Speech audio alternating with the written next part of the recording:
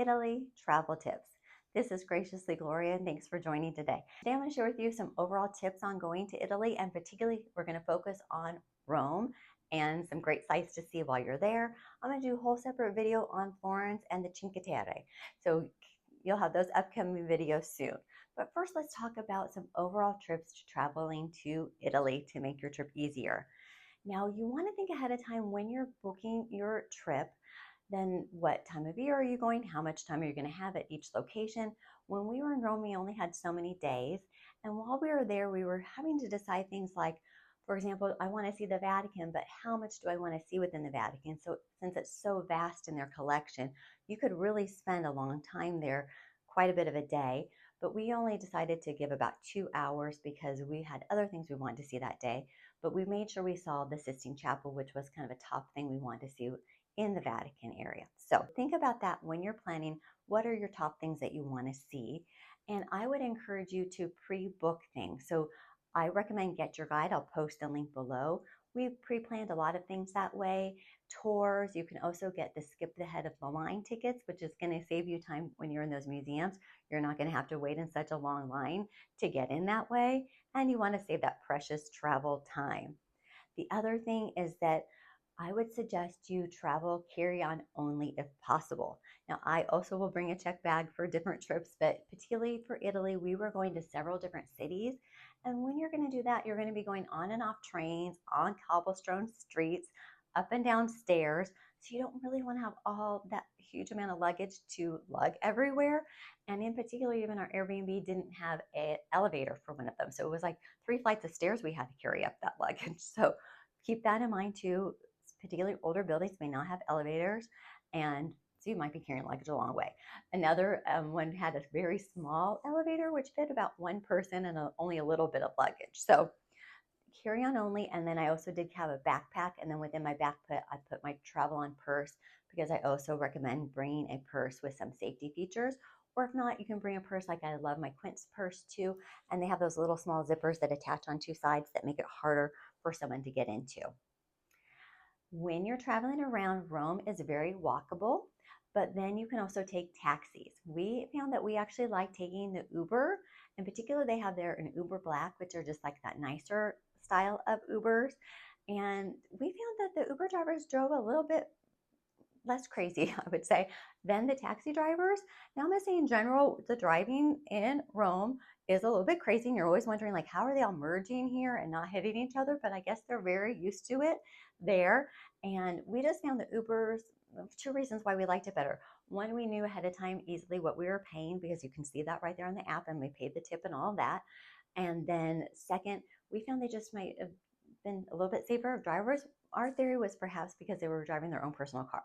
We don't know, but I would recommend that as a way to get around. And the other thing that you want to keep in mind is you're going to see lots of cobblestone streets. Do not assume if it's a cobblestone street that you're not going to have like a quick Vespa whizzing by, or even a little car or a bicycle. Because I would say we were on these cobblestone streets and lots of different tourists. We're just like walking in the middle of the street, like, hey, like I'm just walking here and no one's coming. Oh no, but you see something whiz by and then they have to jump out of the way. So I would say on any street, just walk to the side, even if there wasn't a proper sidewalk, just walk to the side. And that way you'll just better safe than sorry, right? So I would say do that. The other thing is you're going to need some euros to use the restrooms there.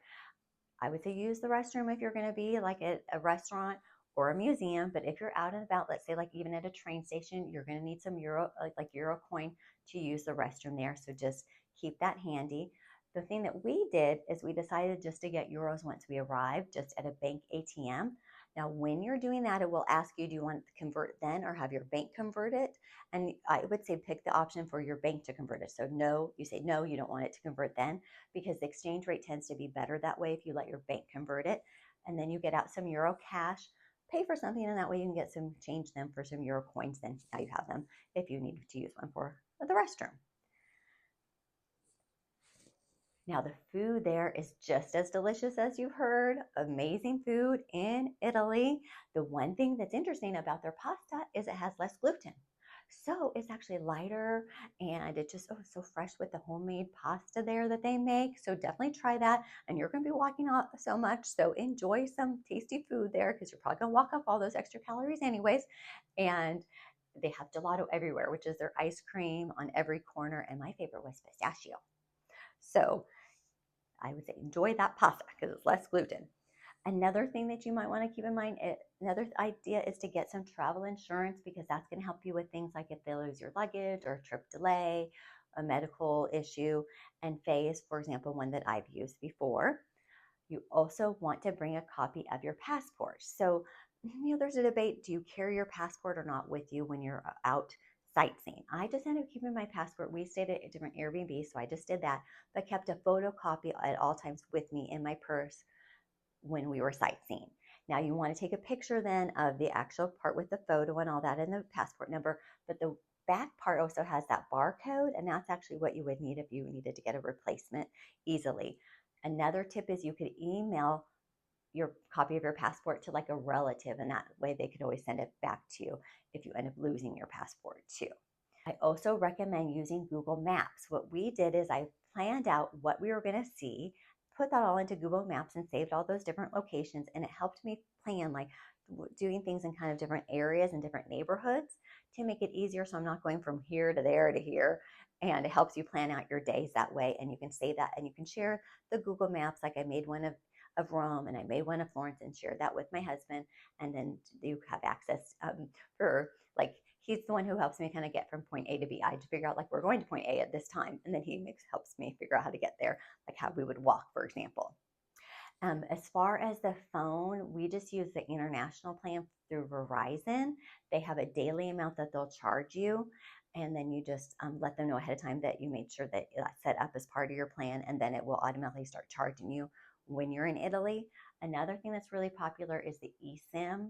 Different people have videos on that, so you might want to check that out. I haven't used the eSIM yet, but once I use that, I should make a video about that just to let you know what I thought once I use it. I've just had success using my Verizon one. I did the daily plan. Now I actually have been traveling more often internationally, so I switched my regular Verizon plan includes international. So that's just part of it, and I like that. Works well for me. Now, as far as what to wear in Italy, I would say they do dress up more in Italy than they do in the US. I would say dress in what I call smart casual, which that just means you can be casual, but just like elevated. So, for example, like no logo t shirts, probably not a baseball cap, though you're going to see tourists wearing that. I wore like a nicer hat. I could pop the link of the hat I wore. My husband just bought a fedora to wear there. He typically wears a baseball hat, but I was like, let's try to like up the game and what you're wearing. And he sometimes will wear graphic tee. And I'm like, let's get you like some different like silk kind of blend shirt and merino wool and those kinds of things, like a nicer and a linen shirt. We went when it was warmer, so I think he ended up wearing a lot of different like linen shirts. Um, as far as that, as far as what I tended to wear more because it was so warm, was more sundresses, but maxi style ones, so they were longer. Because the other thing you want to keep in mind is that if you're going into like cathedrals, they do have a dress code. You need to have your shoulders covered and your knees covered. So I figured that way, maxi dress, and then I had those areas covered. And for your example, for wearing like a tank top, you could pack like a little scarf with you, like a little shawl to put around your shoulders. I did notice at one cathedral they were handing out like paper shawls, but I wouldn't know that for sure that they'd have that at every cathedral location. So I would just dress accordingly and make sure you're kind of covered if you were going to plan to visit some different religious sites like that. Make sure you have really comfortable shoes because you're going to be doing lots of walking and you're going to have some different uneven surfaces like cobblestone streets. I big fan of my On Cloud, so wore those a lot. I also even got an Italian brand before I went. I guess I could have gotten while I was there, but they're called M.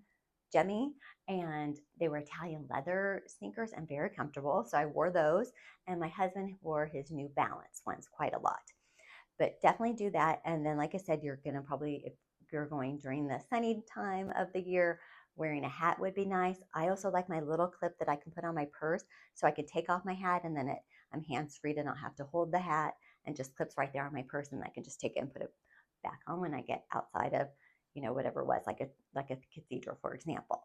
Like what to wear if it was colder, you can check out my video on what to wear in France, because that would be similar, like bringing a trench coat, long black pointe pants, for example, and some ideas to wear, like I said, when it's colder. Now, some other things that you want to think about when you're packing. I have lots of great videos on like what to put in your personal bag, what to put in your cabin bag, what about a long haul flight. I will pop below some links for those just to give you ideas, but a few that I want to mention right now. A big thing is to make sure you have an adapter. What an adapter it's going to let you have, they have different plugs in Italy, and that's going to allow you to put that in, and then you can put your other plugs in, like your cable, charger for your phone. And I have a little travel curling iron that also, that one converts to a different voltage, but then that way I can plug that in to the adapter. And another thing, people are concerned about pickpocketers, so a money pouch would be a good idea. And they even have ones that like clip on your bra, and I can pop a link in for that. Particularly if you're going to be going on a lot of trains, keep that close to you. I like my travel on purse, and like I said, there's that other two little clip thing that you can put on other purses to make it harder to open. My husband also got a backpack, like a little sling one that had some safety features that made it harder to open, and that's where he would put his passport and a wallet and things like that, his phone. You can also get little like phone lanyards, so someone can grab your phone from you. As far as like a side note for like pickpocketers, we didn't come across that, but like I said, just have those little extra safety cautions. You might though have people who are like trying to hand you, for example, a rose. They're not just trying to hand it to be nice. They're actually then wanting money from you. So just say no, or just ignore them and keep walking if you see something like that, for example, or like signing a petition. I didn't see that. I saw that more in France, but then I just ignore that. Some other things to bring. I like a little foldable bag, a little shopping bag that I could just throw in my purse, and that way I can unfold that bag. Great for adding things like a souvenir, or if you're going to the grocery store or pharmacy to get something, then now you have a bag to put things in. I like my jet lag vitamins because, again, we were doing the red eye. I want to be up and ready to go the next day. Those are like a homeopathic kind of vitamin to take. I think those are helpful. A little carabiner is nice because you want to have your purse. Don't put it behind you for someone just to grab it.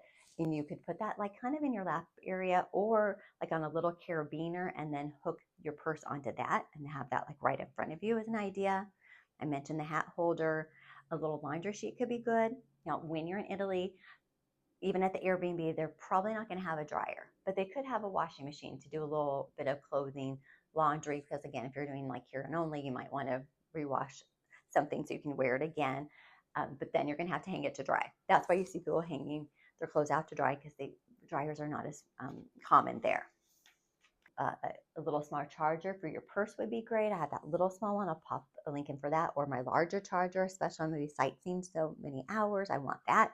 Make sure I have power so I can get around places, and I need my phone, and plus to take pictures too, right? A sleep mask is great for the long haul flight. Your toiletry bag. For this one, since I was doing carry-on only and wanted more space to put more makeup, then I did the bar of shampoo and conditioner. And so that's an idea to give you space, because you don't have to put that in your liquids bag then. I like my travel curling iron that I mentioned. It's compact, and you can then mix up your hairstyle. As far as luggage, I like the monos luggage I did for my carry-on, and I brought the travel backpack for this trip. And again, I put my purse in there. Now, I do think that when you're traveling to Italy and any foreign country, it is nice and polite to learn some phrases. And they don't expect you to know Italian, but just like a hello and a goodbye and those things. And you can use Google Translate. When I do my Florence video, I have a fun little story to share about using the Google Translate there. But some different phrases for Italian, like ciao is hello or goodbye. Buongiorno, good morning. So buonasera is good evening. Per favore is please. Grazie is thank you, and grazie mille is thank you very much. Prego is you're welcome. Mi scuse is excuse me. And the other thing you need to know, because they will not just hand you the bill, they are not trying to rush you there in Italy, is il conto per favore. And so there, you want to ask for the bill, and you're going to need to ask for it, because they're probably not going to just bring it to you, because they find that to be rude. And so you asking is actually the proper way to do it. Now, they did just take like regular Visa, MasterCard. That's really what we use primarily to pay for things.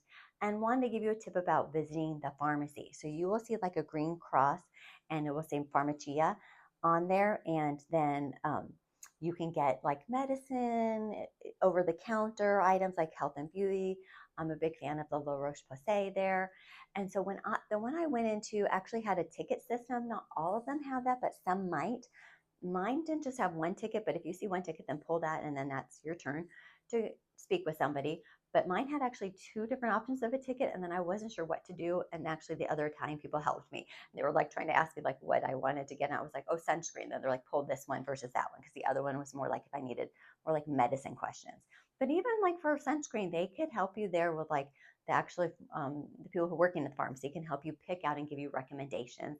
And also as far as like things over the counter, or even stuff that they might have behind the counter, you can describe to them your ailment, and they can recommend what you should get then. They are very helpful there. Okay, so those are just like overall tips. I just wanted to make sure you had those to make your trip be an easier and smoother, fun process. But let's jump in now to talk about specific things in Rome and what we saw and what I'd recommend. So, like I said, we took the red eye to get there, and I wanted to be awake and ready to go the next morning. Now, as far as holding your luggage, some tips there. If you're staying at a hotel, you could just ask the front desk. If you're staying at Airbnb, you can ask them if they have an option for you to hold it earlier. They don't always.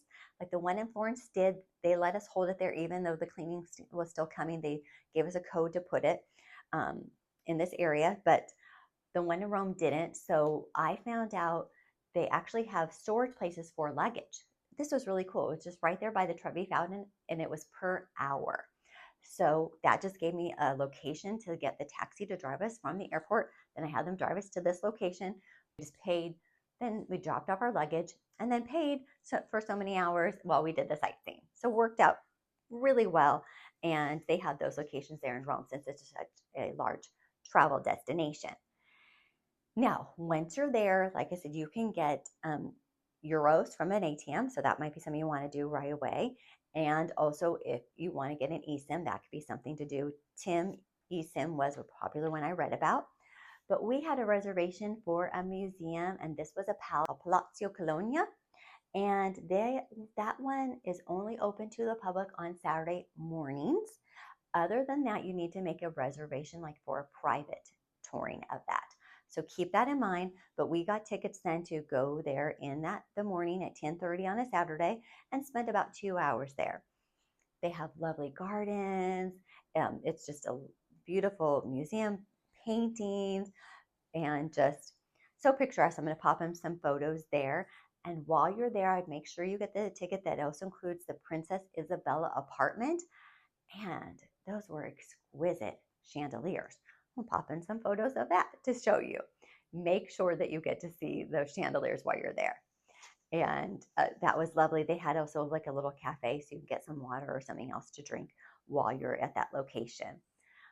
Then we also went then to next to our Airbnb and we dropped off our luggage.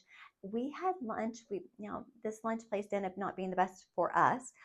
Again, I always feel bad saying something negative about a restaurant because sometimes it has great reviews and maybe it was an off day. But we went to the Felice Testaccio and they were very slow.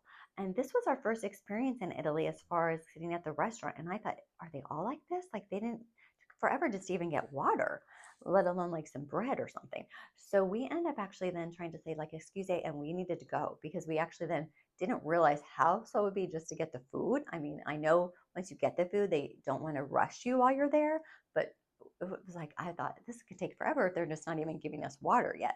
So we had a time thing for the Colosseum tour. So we ended up not eating there and we just got some pizza. And that was like more of a like to go thing. And that worked out fine for us because then we made it over to the Colosseum. Now, for the Colosseum, I would recommend doing a tour for a couple of reasons. One is because you can get quicker in and you bypass that whole line to get a ticket because you now have your ticket, you know you're meeting your tour guide. The other thing is it's just much more interesting to hear stories of the Colosseum. It kind of brings it to life. Like our tour guide was telling us stories about how people were living like in lots of different smaller villages, but then came to Rome to see the gladiators. And that way they actually learned some differences of the different villages and different kinds of food and different ideas from each other by meeting in those ways. So I thought it was interesting in hearing more about the time, those ancient times and the gladiators and all that. I found it to be a better way to do it. One thing to do, keep in mind, is to bring some water. I would say either buy a water bottle there or bring a refillable water bottle. They have lots of fountains throughout Rome, really fresh, delicious water that you could refill the water. They did have some people selling it right outside the Colosseum. My concern was were they just I don't know, there's just these random people and didn't really look official. And I was like, are they just reusing water bottles? Is it a fresh, clean water bottle? I don't know. That was just my thought. So I decided, I'm just going to buy one, from a store. But, or like I said, a small reusable one. And I do have those that I bring with me on trips too. And I have one in particular that's kind of compact and nice that I brought to Italy.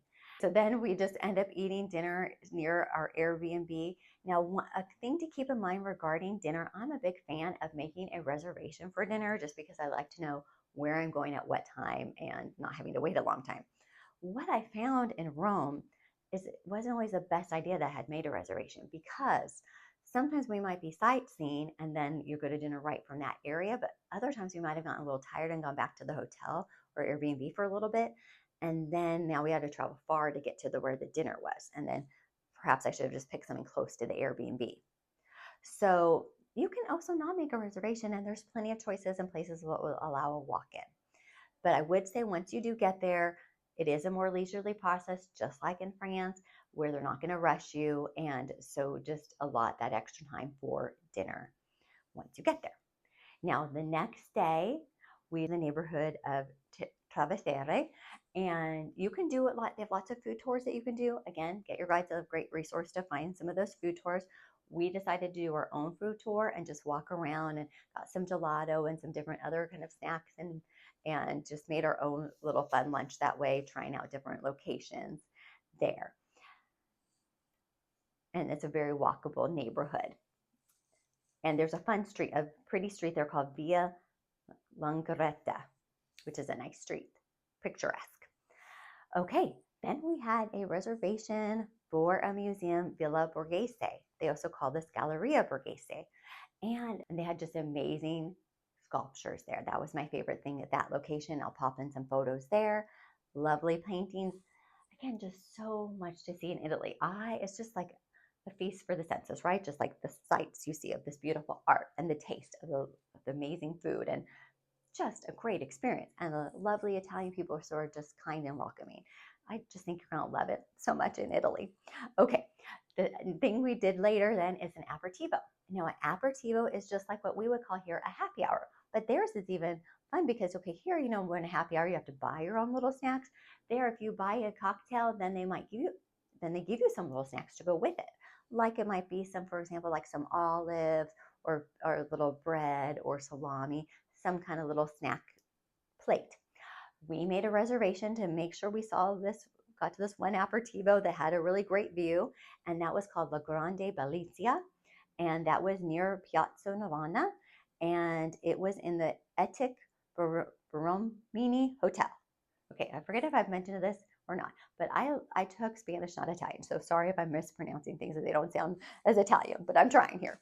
But I would say, and pop in some pictures here, great view. Highly recommend to get there and just enjoy an aperitivo.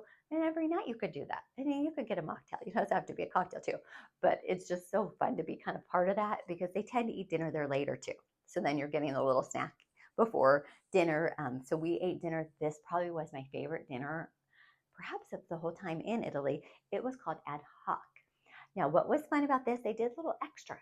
So not only did they treat you nicely and the meal itself was delicious, but they gave you, now in France, they would call this an amuse-bouche, which is just like a little taste, like a small appetizer or something, like a bite. And they gave us like that just right off the bat. And that was just a fun little surprise. And then we ordered our meal. And even for dessert, they gave us these other little, like small little samplings of a dessert. And you could order a larger dessert portion. But that was fun just to get the little sample ones. And then they gave me like a small little bottle of olive oil, which I thought was fun. And so I just said that was a really great experience. Again, that's called ad hoc.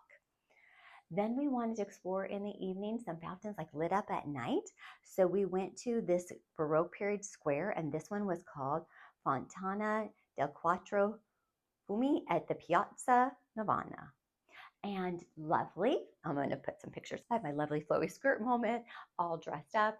I did just wear my on-cloud shoes because I knew I was going to do a lot of walking. But you could pack like in your bag like some sandals if you wanted to put a little cuter shoes on. But it's just a fun moment to have like a little picturesque in a fun outfit at the fountain. Now, the one thing you might be accosted in that area by the people like wanting to hand you the rose. Again, they're going to charge you like euros for that, so just ignore them if you probably don't want to partake in that. But enjoy the ambiance of it all lit up at night with the fountains, which was so lovely. Then wanted to see the famous Trevi Fountain. And you might have heard the tradition then of throwing a coin over your shoulder. If you throw one coin, it said you're going to go back to Italy. 2 coins is you're going to fall in love with an Italian, and 3 coins you're going to marry an Italian. And so that's just a fun tradition. I think it's fun to partake in that. And I also found out, guess what? They give all that money to charity, and they collect like over €1 million a year, which is really interesting. And so partake and be part of the tradition and charity at the same time. Now, one thing they've added just new for 2026 that I wanted to tell you about the Trevi Fountain is now they charge €2 just to get closer to it because they're trying to control the crowds. So they can just charge you right when you're there, and they have like a little queue thing to do that. The other thing is, I think you probably would know this already, is don't go into the fountain. That's illegal to go into the fountain, or taking coins from it would also be illegal. So, but throwing coins in is super fun. And so do that. And now the next day we then wanted to see the Vatican, but like I said, there's so much to see there. We decided we had other things we were going to do that day, so we allotted about 2 hours, made sure we saw then the Sistine Chapel. You're not allowed to take pictures there, so we couldn't do that, but I could show you some other photos of the Vatican, and made our way there, and that was really neat to see. Outside of there, my husband got pooped on by some birds. Apparently they say that's good luck. So I don't know. There you go. Interesting. But then we traveled. We wanted to go. Actually, he had a great grandfather born nearby outside of Rome in a town called Terracina. We traveled there. We took a train then to get there, and that took us to a nearby area near Terracina. From there, then we were planning on taking a taxi. Okay, here's what's interesting about that. The taxi there is like not as often because it's a smaller town. So it had like one taxi and a phone number, and we called and they're like, the person's in Milan today. So then we had like no taxi to go to. But then I was like, oh gosh, I see a bus and I think it says Terracina, and like, let's just run over there. And so we did. And then we tried to ask the bus driver, and then he said, see, Terracina. But then we were like trying to figure out how much to pay, but he was just like motioning us, just like go sit down, like don't worry about it. And he could tell we were like a little bit confused. And then people on the bus were like, okay, Terracina, yes. And then we got off, and then we just walked from there. We went to a restaurant. We had a reservation, and it was adjacent to a hotel. Lovely meal there. What was interesting about that is that person really didn't speak much English, and I like particular fish like halibut and mahi-mahi, for example. I knew they probably wouldn't have that there, but then I didn't know what would they have that might be similar. So I was trying to say like halibut, even though maybe he wouldn't even know what that was, but like light fish or not too fishy. But then he just ended up bringing me like literally a platter of fish and just wanted me to point to one. So I don't know, I just pointed to one that looked kind of pretty, and he brought that to me, and being delicious. Now it had like the whole eye and the bones, and I had to like pull out the bone and all that. So that was different, but was great. And then my husband was concerned, like, how are we going to get back? Because then it was like the taxi whole issue. And then we ended up going to the front desk there, because I worked at a front desk back in college at a hotel as one of my jobs in college anyways. So I knew they're very helpful and get, used to people asking different questions, particularly about how to get somewhere. And so we asked, they gave us a number to call someone for a taxi. And then something got lost in translation though, because I guess they thought we were needing to be picked up from the train station, not from the hotel area. And so when we came back at 5 to get the train or to get the taxi, it wasn't there. So then we went back up to the front desk, and then she was like, oh, so sorry, let me call for you. And then I think she ended up finding this guy who wasn't really officially a taxi driver. I don't know. I think it literally was one of her friends, Giuseppe, but he was so sweet. And he drove us and we paid him and we got to the train station and my husband was all worried, but I was like, people there are very nice and people are very helpful and I think it's all going to work out. And I just always have like faith things are going to work out and try to have a positive attitude even when things aren't going as planned. Because always on vacation, there's something that's not going to go as planned. That's just going to happen. So you've got to be prepared for that. But we were able then to get back to Rome safely and be able to spend the night there. But I would say that was a fun and interesting day trip as a beach town. So we also spent some time walking around the beach and sitting there. And I would recommend that too. The next day we went to Tivoli, and this is another great thing to do for a day trip. And highly recommend this one. Then we just took the Uber then to get to location to meet the tour guide, and then that was also a whole day, like 9:30 to 4:30 to do this. But the Villa d'Este is a lovely Renaissance residence with amazing fountains. I'm going to pop in some photos and videos of that for you.